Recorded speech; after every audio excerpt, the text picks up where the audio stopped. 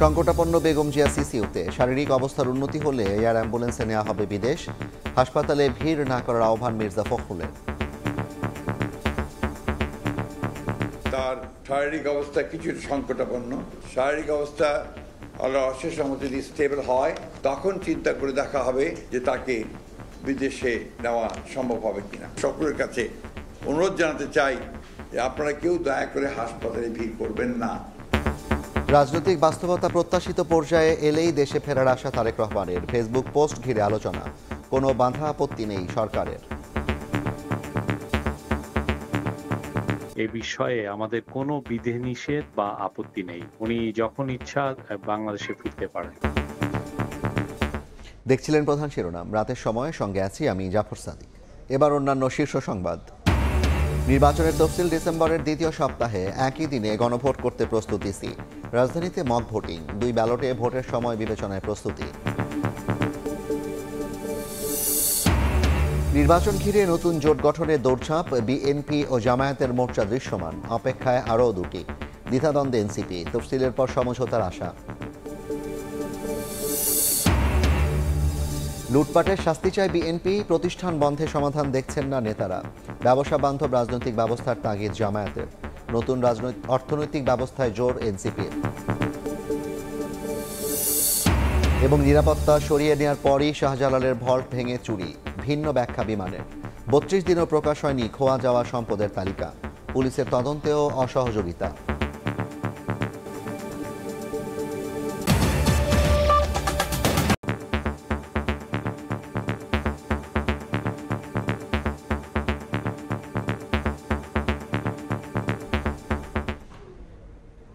বেগম খালেদা জিয়া এভারকেয়ার হাসপাতালের সিসিউতে নিবিড় পর্যবেক্ষণে। সংকটাপন্ন হলেও তার শারীরিক অবস্থা স্থিতিশীল। শারীরিক অবস্থার খোঁজ নিয়ে দেশবাসীর কাছে দোয়া চেয়েছেন নেতারা। বিএনপি মহাসচিব জানিয়েছেন, চিকিৎসার জন্য বিদেশে নিতে হলে শারীরিক অবস্থা আরও উন্নতি হতে হবে। নেতাকর্মীদের হাসপাতালে ভিড় না করার আহ্বান জানিয়েছেন মির্জা ফখরুল। ফুসফুস ও হৃদযন্ত্রের সংক্রমণ নিয়ে রাজধানীর এভারকেয়ার হাসপাতালের সিসিইউতে চিকিৎসাধীন বিএনপি চেয়ারপারসন বেগম খালেদা জিয়া। 3 বারের সাবেক এই প্রধানমন্ত্রীর স্বাস্থ্যের খোঁজ নিতে হাসপাতালে আসছেন বিএনপি সহ বিভিন্ন রাজনৈতিক দলের নেতারা। শনিবার সকালে বেগম জিয়াকে দেখতে আসেন বিএনপি নেতারা। হাসপাতাল থেকে বের হয়ে এসে দলীয় প্রধানের জন্য দোয়া চান তারা। জানান, বেগম জিয়ার অবস্থা অপরিবর্তিত। বিদেশি হাসপাতাল ও এয়ার অ্যাম্বুলেন্স ঠিক করা আছে। শারীরিক অবস্থা বিদেশে নেয়ার মতো হলে প্রয়োজনীয় ব্যবস্থা নেওয়া হবে। যেহেতু তার অবস্থা অপরিবর্তিত রয়েছে, উন্নতি হয়নি, অবনতি হয়নি, এবং তাকে বোধহয় ইয়েতে নিয়েছেন, ওটিতে নিয়েছেন। ওখানে বোধহয় তার পরীক্ষা নিরীক্ষা করে দেখছেন আর কি, যে তার অবস্থার কতটুকু উন্নত করা যায়। বাইরে বেশ কয়েকটি দেশে হসপিটাল ইতিমধ্যেই করা আছে, ঠিক করা আছে, এয়ার অ্যাম্বুলেন্স ঠিক করা আছে। এদিন সকালে হাসপাতালে আসেন এনসিপি ও নাগরিক ঐক্যের নেতারা। অবস্থা সংকটাপন্ন হলেও বেগম জিয়া সজাগ ও সজ্ঞান আছেন বলে জানান তারা। আর বর্তমান শারীরিক অবস্থায় তাকে বিদেশে নেওয়া সম্ভব না। সজ্ঞানে আছেন, সজাগ আছেন। চিকিৎসক এবং নার্স যে ওনাকে নির্দেশনা দিচ্ছেন সেগুলো উনি ফলো করতে পারছেন। শারীরিকভাবে ওনাকে জেলের মধ্যে সঠিকভাবে চিকিৎসা নিতে দেওয়া হয়নি। আল্লাহ ওনাকে হাসিনার ফাঁসি দেখা পর্যন্ত ওনাকে যেন আল্লাহ বাঁচিয়ে রাখেন। বিদেশে নেওয়াটা এখনই নেওয়া যাবে না সম্ভবত, মানে ফ্লাই করবার জন্য যে স্টেবল কন্ডিশন দরকার ওইটা হয়নি। বিকেলে রাজধানীর গুলশানে সংবাদ সম্মেলনে দলটির মহাসচিব জানান, খালেদা জিয়াকে চিকিৎসার জন্য বিদেশে নিতে হলে শারীরিক অবস্থা স্থিতিশীল হতে হবে। হাসপাতালে ভিড় না করার আহ্বান জানান তিনি। তাকে বিদেশে নেওয়ার মতো কোনো শারীরিক অবস্থা নেই। শারীরিক অবস্থা আল্লাহর অশেষ রহমতে যদি স্টেবল হয় তখন চিন্তা করে দেখা হবে যে তাকে বিদেশে নেওয়া সম্ভব হবে কিনা। প্রায় 1 সপ্তাহ আগে শারীরিক অবস্থার অবনতি হলে বিএনপি চেয়ারপারসন বেগম খালেদা জিয়াকে এভারকেয়ার হাসপাতালে ভর্তি করা হয়। শাকির আহমেদ, সময় সংবাদ, ঢাকা। এদিকে বেগম খালেদা জিয়ার সুস্থতায় দেশবাসীর কাছে দোয়া চেয়েছেন বিএনপির ভারপ্রাপ্ত চেয়ারম্যান তারেক রহমান। লন্ডন থেকে দেশে ফেরা তার একক সিদ্ধান্তের ওপর নির্ভরশীল নয় উল্লেখ করে ফেসবুক স্ট্যাটাসে জানান, রাজনৈতিক বাস্তবতা প্রত্যাশিত পর্যায়ে আসা মাত্রই তিনি দেশে ফিরবেন। এই পোস্ট ঘিরে আলোচনার জবাবে প্রেস সচিব জানান, তারেক রহমানের দেশে ফেরার ব্যাপারে সরকারের কোনো বাধা আপত্তি নেই। আর মির্জা ফখরুল বলেছেন, তারেক রহমানের পোস্টেই সব জবাব রয়েছে। ফুসফুস ও হৃদযন্ত্রের সংক্রমণ নিয়ে সংকটাপন্ন অবস্থায় রাজধানীর এভারকেয়ার হাসপাতালের সিসিইউতে চিকিৎসাধীন বিএনপির চেয়ারপারসন বেগম খালেদা জিয়া। মায়ের স্নেহ স্পর্শ পাওয়ার অপেক্ষায় দলের ভারপ্রাপ্ত চেয়ারম্যান তারেক রহমান। তবে লন্ডন থেকে দেশে ফেরা তার একক সিদ্ধান্তের ওপর নির্ভরশীল নয় বলে সামাজিক যোগাযোগ মাধ্যমের এক স্ট্যাটাসে তিনি জানিয়েছেন। তারেক রহমান জানান, রাজনৈতিক বাস্তবতা প্রত্যাশিত পর্যায়ে আসা মাত্রই দেশে ফিরবেন তিনি। সবার কাছে দোয়া চেয়েছেন তিনি। আন্তরিক দোয়া ও ভালোবাসার জন্য দেশবাসীর প্রতি কৃতজ্ঞতা জানিয়েছেন তারেক রহমান। স্ট্যাটাসে তিনি আরও জানান, দেশ বিদেশের চিকিৎসক দল বরাবরের মতো তাদের উচ্চ মানের পেশাদারিত্ব ছাড়াও সর্বোচ্চ আন্তরিক সেবা দিয়ে আসছেন। বন্ধুপ্রতিম একাধিক রাষ্ট্রের পক্ষ থেকেও উন্নত চিকিৎসাসহ সম্ভাব্য সব সহযোগিতার আকাঙ্ক্ষা ব্যক্ত করেন। প্রধান উপদেষ্টা বেগম জিয়ার রোগ মুক্তির জন্য দোয়ার সঙ্গে চিকিৎসার সহায়তার প্রতিশ্রুতি ব্যক্ত করায় অন্তর্বর্তী সরকারের প্রতি কৃতজ্ঞতা জানিয়েছেন তারেক রহমান। দলের ভারপ্রাপ্ত চেয়ারম্যানের ফেসবুক পোস্ট প্রসঙ্গে বিএনপি মহাসচিব বলেন, সামাজিক যোগাযোগ মাধ্যমে বিদ্বেষ ছড়ানো হচ্ছে। তারেক রহমানের পোস্টেই সব জবাব রয়েছে। কাজই তো এটা, বিদ্বেষ ছড়ানো, ব্যক্তিগত প্রচার, মানুষকে আপনার চরিত্র হনন করা, এগুলো তাদের কাজ। উনি যে পোস্টটা দিয়েছেন এটাকে আপনারা ধরে নেন যে দিস ইজ দ্য পোস্ট, তার ভাষ্য এটা। আর তো কোনো ব্যাখ্যার প্রয়োজন নেই, সেলফ এক্সপ্লানেটরি এটা। এদিকে তারেক রহমানের দেশে ফেরার ব্যাপারে সরকারের বিধিনিষেধ বা কোনো ধরনের আপত্তি নেই বলে জানিয়েছেন প্রধান উপদেষ্টার প্রেস সচিব শফিকুল আলম। এ বিষয়ে আমাদের কোনো বিধিনিষেধ বা আপত্তি নেই। উনি যখন ইচ্ছা বাংলাদেশে ফিরতে পারেন, তো উনি ওনার মতো ডিসিশন নেবেন। বেগম খালেদা জিয়ার শারীরিক অবস্থা নিয়ে প্রধান উপদেষ্টা ইতোমধ্যে গভীর উদ্বেগ প্রকাশ করে দেশবাসীর দোয়া চেয়েছেন বলেও উল্লেখ করেছেন প্রেস সচিব। সানবীর রূপল, সময় সংবাদ, ঢাকা। ডিসেম্বরের দ্বিতীয় সপ্তাহে জাতীয় সংসদ নির্বাচনের তফসিল ঘোষণা করা হবে বলে জানিয়েছেন CEC AMM Nasir Uddin.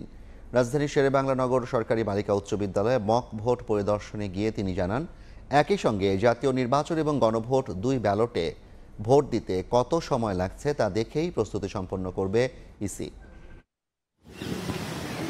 Line দেখে বোঝার উপায় নেই, এটি নির্বাচন কমিশনের ভোটের আগের প্রস্তুতি। ঘড়ির কাঁটায় 12টা বাজতে 10 মিনিট বাকি। ভোট শেষ হবার আগ মুহূর্তে জাল ভোট দিতে এসেই ধরা পড়ল ভোট গ্রহণ কর্মকর্তার হাতে।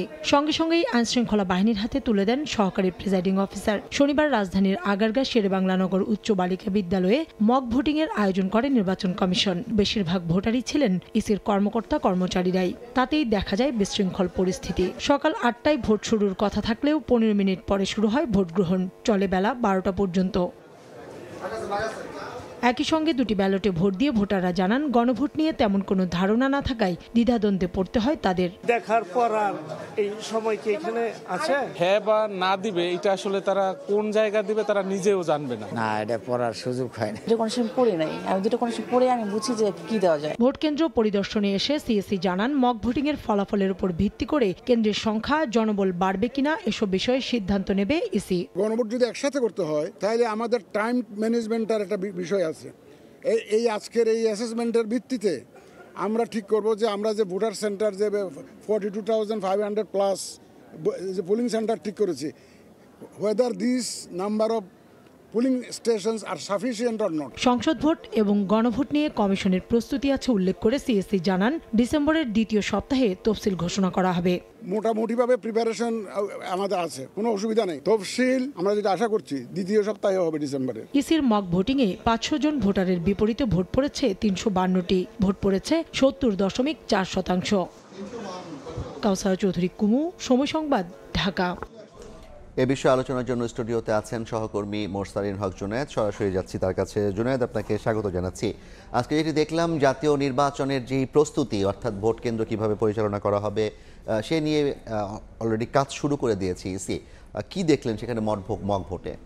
জাফর, আপনাকে ধন্যবাদ। একই দিনে জাতীয় নির্বাচন এবং গণভোটের যে বিষয়টি রয়েছে এই বিষয়টিকে পুঙ্খানুপুঙ্খভাবে যাচাই করার জন্যই নির্বাচন কমিশনের অনেক লম্বা সময়ের যে চর্চা মক ভোটিং সেটি আসলে অনুষ্ঠিত হচ্ছে এবং নির্বাচন কমিশন মাঠের বাস্তবতাটা দেখার চেষ্টা করছেন তাদের কী ধরনের সময় লাগতে পারে এবারের ভোটে। কারণ এবার কিন্তু একই সাথে প্রতীকে যেমন সিল দিতে হবে তার পাশাপাশি কিন্তু গণভোটের 4টি প্রশ্ন রয়েছে, সেই জায়গাটি হচ্ছে।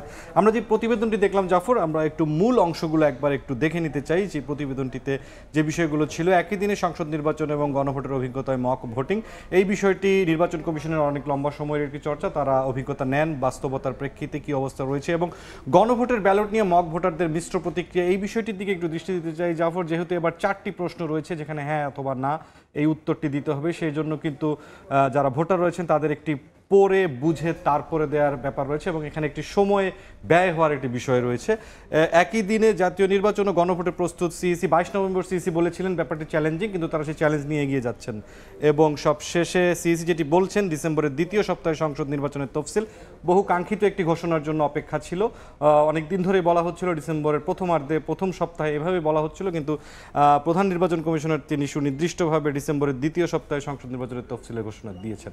ধন্যবাদ আপনাকে। আমরা যে বিষয়টি বুঝলাম যে ইসি ইতিমধ্যে ভোটের প্রস্তুতি নেওয়া শুরু করেছে।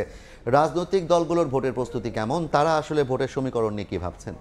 জাফর সাদিক, আমাদের রিপোর্টার হাসান ওয়ালি একটি বিশেষ প্রতিবেদন করেছেন রাজনৈতিক দলগুলো আসলে নির্বাচন নিয়ে কি ধরনের ভাবনার দিকে এগিয়ে যাচ্ছে, সেই বিষয়ে প্রতিবেদনটি আমরা একটু দেখে নিতে চাই। জোট এবং আসন সমঝোতা রাজনীতিতে এখন আলোচিত শব্দযুগল। দেশে নির্বাচনী জোট দীর্ঘদিনের সংস্কৃতি হলেও কর্তৃত্ববাদী শাসনে একদলীয় জোটের বাইরে সবই ছিল অকার্যকর। দীর্ঘদিন পর প্রতিদ্বন্দ্বিতাপূর্ণ নির্বাচনের আভাস, তাই তো শক্ত অবস্থান জানান দিতে তৎপর ছোট বড় সব দল।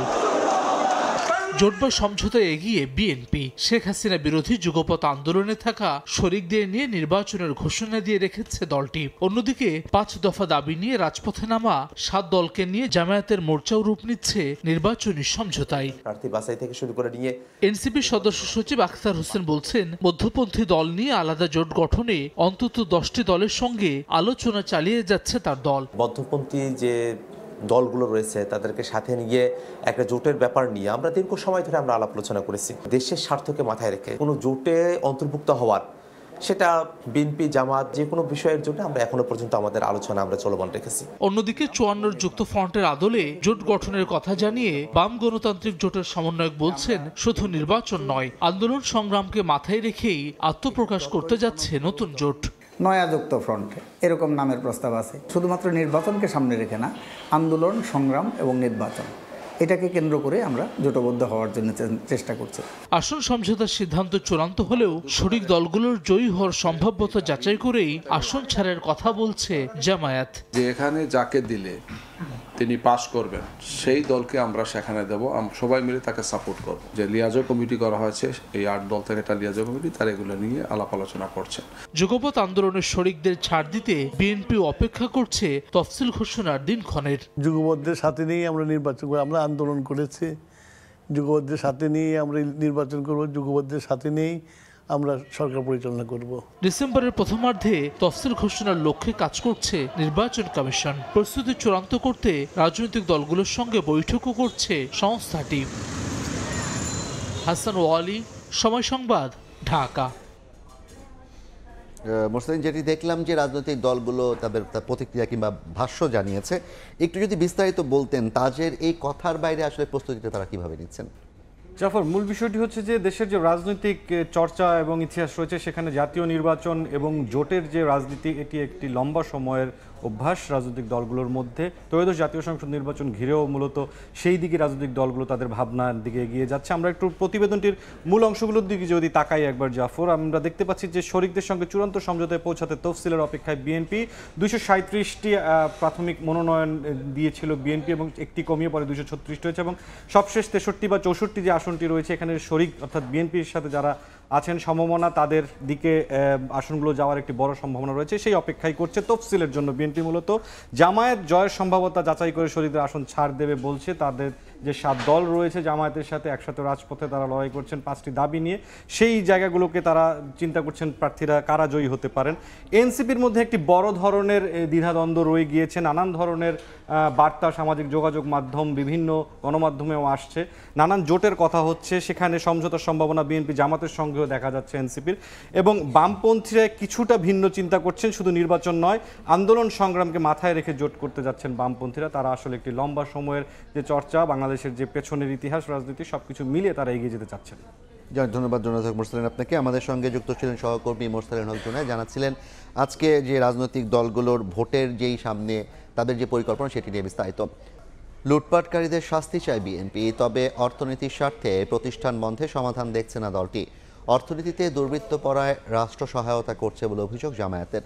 আর মাফিয়া ব্যবসায়ীদের বিচার চায় এনসিপি। সকালে এক সেমিনারে এসব কথা বলেন তারা।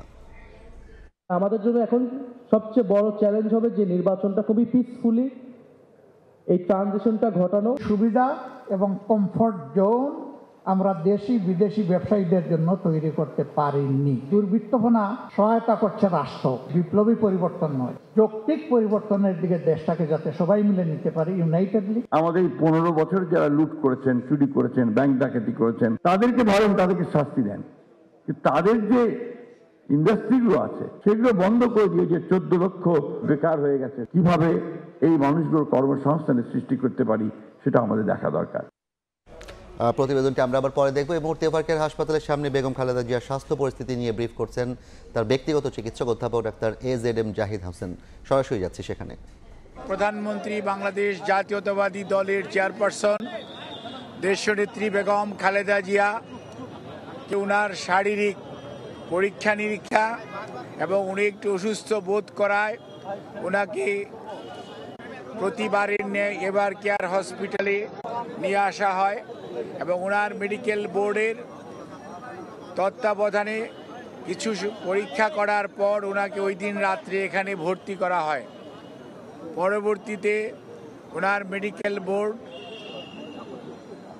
যে সদস্যরা রয়েছেন, বিশেষ করে ইউকে এবং USA সহ বাংলাদেশ সহ সবার সমন্বিতভাবে আলাপ আলোচনার পরিপ্রেক্ষিতে ওনাকে হসপিটালে বেশ কয়েকদিন রাখার ব্যাপারে সিদ্ধান্ত হয় এবং ওনার আরও কিছু ব্যাপক পরীক্ষা নিরীক্ষা করে পরবর্তী চিকিৎসা কার্যক্রম গ্রহণের সিদ্ধান্ত হয় এবং ওনার শারীরিক যে সকল পরীক্ষা নিরীক্ষা করা হয় সেই সমস্ত পরীক্ষা নিরীক্ষার রেজাল্টের ফলাফলের ভিত্তিতে চিকিৎসকগণ সিদ্ধান্ত গ্রহণ করেন যে ওনাকে আরও নিবিড় তত্ত্বাবধানে চিকিৎসা করা প্রয়োজন এবং সেই লক্ষ্যেই গত 27 তারিখ অর্থাৎ 27 তারিখ সকালবেলায় ওনাকে ক্রিটিক্যাল কেয়ার ইউনিট বা CCUতে ওনাকে স্থানান্তর করা হয় এবং এখানে professor doctor Shahabuddin Talukdar, professor doctor FM Siddiqui, professor doctor Nuruddin Ahmed, professor doctor Ziaul Haque এবং doctor Jafar Iqbal, professor doctor Abu Jafar Mohammad Saleh, professor doctor Masum Kamal এবং professor doctor FM Siddiqui, professor doctor Nuruddin Ahmed, professor doctor AQM Mohsin, professor doctor Shamsul Arifin সহ বাংলাদেশের বাইরে থেকে, আমেরিকা থেকে professor doctor Habibur Rahman, professor doctor Rafiquddin Ahmed, professor doctor Hamid Rab এবং professor doctor Hamilton, আর UK থেকে professor doctor Patrick Kennedy and professor doctor Jennifer cross এবং সর্বোপরি ভারপ্রাপ্ত চেয়ারম্যান জনাব তারেক রহমান সাহেবের সহধর্মিনী ডাক্তার জুবাইদা রহমান, উনি একজন কার্ডিওলজিস্ট, উনি সহ ওনাদের সবার সমন্বিতভাবে আলাপ আলোচনার পরিপ্রেক্ষিতে ওনার 27 তারিখ থেকে ওনাকে ক্রিটিক্যাল কেয়ার ইউনিটে রেখে চিকিৎসা দেওয়া হচ্ছে এবং ওনাকে 23 তারিখে ভর্তি করা এবং পরবর্তীতে চিকিৎসা কার্যক্রম সার্বক্ষণিকভাবে তদারক করছেন বাংলাদেশ জাতীয়তাবাদী দলের ভারপ্রাপ্ত চেয়ারম্যান জনাব তারেক রহমান এবং উনি সার্বক্ষণিকভাবে চিকিৎসকদের সাথে মেডিকেল বোর্ডের সদস্যদের সাথে সমন্বয় করে চিকিৎসা কার্যক্রম যাতে কোনো অবস্থাতেই ব্যাহত না হয় সেই লক্ষ্যে উনি ওনার সার্বিক সহযোগিতা এবং দিক নির্দেশনা দিয়ে যাচ্ছেন। এবং ওনার পাশে ওনার ছোট ছেলে মরহুম আরাফাত রহমান কোকর, সহধর্মিনী সৈয়দা শামিলা রহমান, ওনার ছোট ভাই শামীম ইস্কান্দার সাহেব সহ ওনার অন্যান্য সকল আত্মীয় স্বজন, বাংলাদেশ জাতীয়তাবাদী দলের মহাসচিব জনাব মির্জা ফখরুল ইসলাম আলমগীর এবং সিনিয়র স্থায়ী কমিটির সকল নেতৃবৃন্দ সহ দলের সকল স্তরের নেতা কর্মীদের সবার সার্বিক সহযোগিতায় এবং এভার কেয়ার হসপিটালের চিকিৎসক কর্মকর্তা এবং নার্স তাদের সবার সহযোগিতায় ওনার চিকিৎসা এখানে চলছে। ওনার চিকিৎসার ব্যাপারে আমরা ইউকে এবং kingdom of Saudi Arabia as well as the Singapore এবং দি পিপুলস রিপাবলিক অফ চায়না এবং আপনার আমেরিকার জন হপকিন্স এবং মাউন্ট সিনাই সহ বিভিন্ন হাসপাতালের চিকিৎসকদের যৌথ আলাপ আলোচনার ভিত্তিতেই ওনার চিকিৎসা এখানে অব্যাহত আছে এবং ওনার চিকিৎসা অব্যাহত থাকবে। আমরা আপনাদের মাধ্যমে দেশবাসীর কাছে এবং সকল মানুষের কাছে ওনার সুস্থতার জন্য আমরা দোয়া চাই। দলের মহাসচিব এবং দল থেকে আগে জানানো হয়েছে, দোয়া চাওয়া হয়েছে। অনেক মানুষ, প্রধান উপদেষ্টা সহ উপদেষ্টা মণ্ডলীর সদস্যরাও অনেকে ওনার জন্য দোয়ার জন্য দেশবাসীর প্রতি আহ্বান জানিয়েছেন, সেজন্য আমরা কৃতজ্ঞতা প্রকাশ করছি। অন্যদিকে আমরা ওনার সুস্থতার জন্য আপনাদের মাধ্যমে সবাইকে অনুরোধ করব যে এই হসপিটাল একটি হাসপাতাল, এখানে দেশনেত্রী বেগম খালেদা জিয়া ছাড়া আরও 300 জন রুগী ভর্তি আছে, যাতে রুগীদের চিকিৎসা কার্যক্রম কোনো অবস্থাতেই ব্যাহত না হয় সেই জন্য দলীয় নেতাকর্মী শুধু নয়, বাংলাদেশের ক্রিয়াশীল সকল রাজনৈতিক দলের সিনিয়র নেতৃবৃন্দ সার্বক্ষণিকভাবে ওনার খোঁজ নিতে আসছেন। ইমোশন আছে, আবেগ আছে, ওনার প্রতি ভালোবাসা আছে, সেই জন্য সেটার প্রতি শ্রদ্ধা জানিয়ে আমরা সবাইকে অনুরোধ করব হসপিটালে যথাসম্ভব কম ভিড় করে আপনারা যার যার অবস্থানে থেকে যার যার ধর্ম অনুযায়ী মহান রাব্বুল আলামিন এর কাছে ওনার আর সুস্থতার জন্য আপনারা দোয়া করবেন এবং হাসপাতালের চিকিৎসক, নার্স, কর্মকর্তা, কর্মচারীদেরকে চিকিৎসা কার্যক্রম যাতে সঠিকভাবে ওনারা পরিচালনা করতে পারে সেই জন্য আপনারা সবাই সহযোগিতা করবেন। বিশেষ করে সংবাদকর্মী ভাইয়েরা, আপনারা যে নিরন্তর পরিশ্রম করে বিগত 6টি বৎসর যাবৎ দেশনেত্রী বেগম খালেদা জিয়ার অসুস্থতার বিষয়ে সার্বক্ষণিকভাবে দেশনেত্রী বেগম খালেদা জিয়াকে, জিয়া পরিবারকে, বিএনপির প্রতি আপনাদের যে ভালোবাসা দেশের মানুষের কাছে আপনারা তুলে ধরেছেন, সেজন্য আমরা দলের পক্ষ থেকে আপনাদের সবার কাছে কৃতজ্ঞতা জানাই এবং এই সংকটময় মুহূর্তে আমরা আপনাদের সবার সহযোগিতা চাই এবং আপনাদের মাধ্যমে আমাদের দলের সকল স্তরের নেতাকর্মী, সকল রাজনৈতিক দলের নেতাকর্মীদের প্রতি আমাদের একটাই অনুরোধ, সবাই চলুন আমরা দায়িত্বশীল আচরণ করি এবং রোগীর চিকিৎসার জন্য সর্বোৎকৃষ্ট যে সহযোগিতা প্রয়োজন সর্বোচ্চ সংযম এবং ধৈর্যের পরিচয় দেই। ইনশাআল্লাহ এত মানুষের দোয়া আল্লাহ রাব্বুল আলামিন নিশ্চয়ই দেশনেত্রী বেগম খালেদা জিয়াকে সুস্থ করবেন এবং আপনাদের মাধ্যমে ভারপ্রাপ্ত চেয়ারম্যান জনাব তারেক রহমান আপনাদেরকে অনুরোধ করার জন্য বলেছেন যে উনি সার্বক্ষণিকভাবে যেমন এই চিকিৎসার যেমন খোঁজখবর নিচ্ছেন এবং উনি সার্বক্ষণিকভাবে এই চিকিৎসার ব্যাপারে সর্বোত্তম সহায়তা এবং ওনার চিকিৎসার ব্যাপারে শুধু বললেই হবে না যে দেশের মানুষ, দেশের বাইরের অনেক রাষ্ট্রপ্রধান, অনেক সরকার প্রধান, অনেক দেশ তাদের আগ্রহের কথা, তাদের যে উৎকণ্ঠার কথা তারা প্রকাশ করেছে এবং সেই জন্য ভারপ্রাপ্ত চেয়ারম্যান মহোদয় সবার প্রতি কৃতজ্ঞতা জানিয়েছেন এবং সবার সহযোগিতা চেয়েছেন আমাদের দলের ভারপ্রাপ্ত চেয়ারম্যান জনাব তারেক রহমান। আপনাদেরকে এই কথা বলে আমি আপনাদের সহযোগিতা চেয়ে আপনাদের কাছ থেকে বিদায় নিচ্ছি। আপনাদের সবাইকে অনেক অনেক ধন্যবাদ।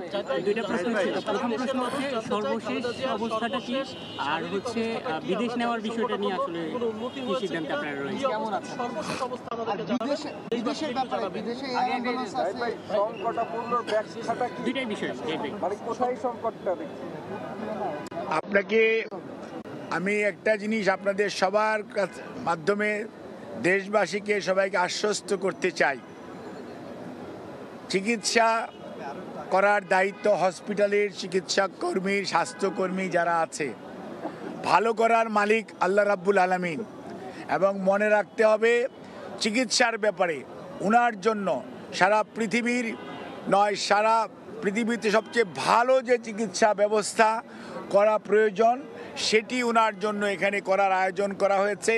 এবং আমরা যত তাড়াতাড়ি সম্ভব, যখনই শারীরিকভাবে চিকিৎসকরা, বিশেষ করে মেডিকেল বোর্ড, এই দেশি বিদেশি চিকিৎসকদের সমন্বয়ে গঠিত এই মেডিকেল বোর্ড এই উনাকে দেশের বাইরে নিয়ে যাওয়া ব্যাপারে কোনো ধরনের পরামর্শ দিবেন আপনাদের মাধ্যমে, আমরা তখন সবাইকে আমরা জানাবো। আর এই মুহূর্তে ওনাকে যদি এইটুকুই বলতে পারি, ওনার অবস্থা গত 3 দিন 27, 28, আজকে 29 তারিখ, আলহামদুলিল্লাহ ওনার অবস্থা একই পর্যায়ে আছে। এবং এটাকে আমরা ডাক্তারি ভাষায় যদি বলি, অর্থাৎ শি ইজ মেনটেইনিং দি ট্রিটমেন্ট, অর্থাৎ চিকিৎসকরা যে চিকিৎসা দিচ্ছে এই চিকিৎসা উনি গ্রহণ করতে পারছেন। কাজে এই চিকিৎসা যাতে উনি গ্রহণ করে সুস্থ হয়ে যেতে পারেন সেই জন্য আপনারা সবাই দোয়া করবেন। আর বিদেশ যাওয়ার বিষয়টি নির্ভর করছে সার্বিকভাবে শারীরিক সুস্থতা এবং মেডিকেল বোর্ডের সিদ্ধান্ত এবং সুপারিশের পরিপ্রেক্ষিতেই সেই সিদ্ধান্ত পরবর্তীতে গ্রহণ করা হবে, আপনাদেরকে জানানো হবে। আপনাদের সবাইকে অনেক অনেক ধন্যবাদ। বেগম খালেদা জিয়ার শারীরিক অবস্থার সবশেষ পরিস্থিতি জানাচ্ছিলেন তার ব্যক্তিগত চিকিৎসক ডাক্তার এম জাহিদ। সেন্ট মার্টিনে পর্যটকবাহী জাহাজ চলাচল শুরু হচ্ছে 1 ডিসেম্বর। 31 জানুয়ারি পর্যন্ত কক্সবাজার সেন্ট মার্টিন রুটে চলবে 7টি জাহাজ। থাকবে রাত যাপনের সুযোগও। দীর্ঘ অপেক্ষার পর আবার পর্যটকদের স্বাগত জানাতে প্রস্তুত দ্বীপবাসী। পরিবেশ অধিদপ্তর বলছে পর্যটক পারাপারের সময় জাহাজগুলোকে কঠোর নজরদারিতে রাখা হবে। পর্যটকদের ট্যুরিজম বোর্ডের স্বীকৃত ওয়েব পোর্টালের মাধ্যমে অনলাইনে টিকিট কিনতে হবে। যুক্তরাষ্ট্রে সব ধরনের আশ্রয় আবেদনের সিদ্ধান্ত স্থগিত করেছে ট্রাম্প প্রশাসন। দেশটির অভিবাসন দপ্তর জানায় প্রত্যেক আবেদনকারী তথ্য যাচাই বাছাই না করা পর্যন্ত সব প্রক্রিয়া স্থগিত থাকবে। একই সঙ্গে আফগান পাসপোর্টধারীদের ভিসা প্রদান তাৎক্ষণিকভাবে স্থগিত করা হয়েছে বলে জানিয়েছেন মার্কিন পররাষ্ট্রমন্ত্রী মার্কো রুবিও। এ পর্যায়ে শীর্ষ সংবাদ জানিয়ে দিচ্ছি আরেকবার। 3 দিন ধরে বেগম জিয়ার শারীরিক অবস্থা একই পর্যায়ে। বিদেশে পাঠানো হবে। শারীরিক অবস্থা ও মেডিকেল বোর্ডের পরামর্শ বিবেচনায় হাসপাতালে ভিড় না করার আহ্বান। রাজনৈতিক বাস্তবতা প্রত্যাশিত পর্যায়ে এলেই দেশে ফেরার আশা তারেক রহমানের। ফেসবুক পোস্ট ঘিরে আলোচনা। কোনো বাধা আপত্তি নেই সরকারের। এবং নির্বাচনের তফসিল ডিসেম্বরের দ্বিতীয় সপ্তাহে একই দিনে গণভোট করতে প্রস্তুতি ইসি। রাজধানীতে মক ভোটিং। 2 ব্যালটে ভোটের সময় বিবেচনায় প্রস্তুতি।